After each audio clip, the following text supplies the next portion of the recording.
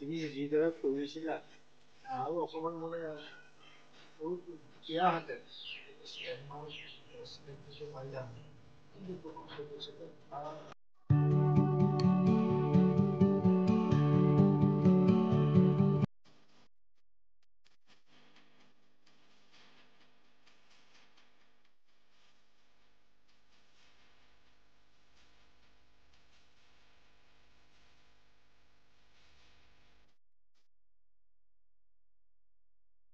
মই জিলা পখৰা বহুমুখী উচ্চ মাধ্যমিক বিদ্যালয়ৰ পৰা ডিষ্ট্ৰিকশ্যন সহ হাইস্কুল শিক্ষণ বিভাগত উত্তীৰ্ণ হৈছোঁ।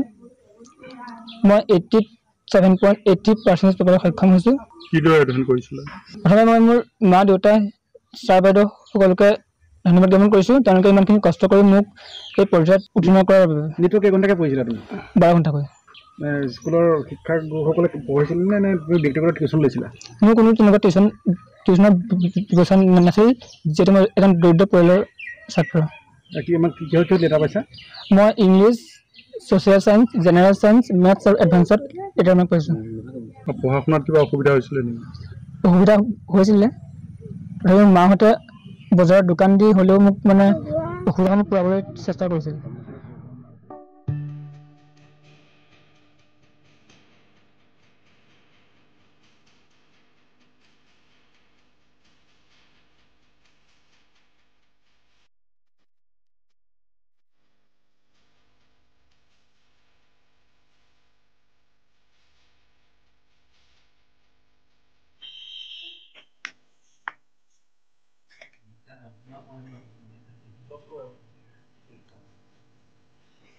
তুমি যিদৰে কৰিছিলা আৰু অকণমান মানে বেয়া হাতে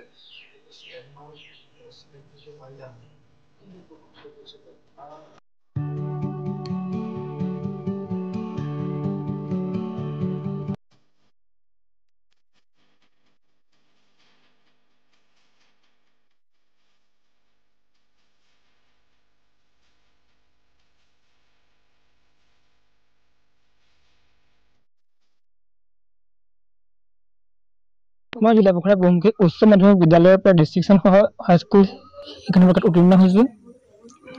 মই 87.80% পাবলৈ সক্ষম হৈছোঁ। কিদৰে অধ্যয়ন কৰিছিলে?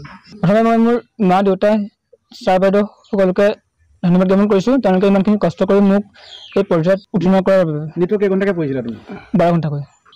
স্কুলৰ শিক্ষকসকলে পঢ়াইছিলে নে তুমি ব্যক্তিগত টিউশ্যন লৈছিলা?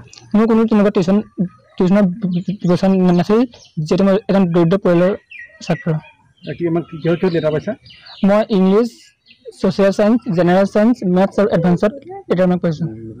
পঢ়া শুনাত কিবা অসুবিধা হৈছিলে নেকি? অসুবিধা হৈছিলে। তথাপিও মাহঁতে বজাৰত দোকান দি হ'লেও মোক মানে অসুবিধাসমূহ পূৰাবলৈ চেষ্টা কৰিছিল।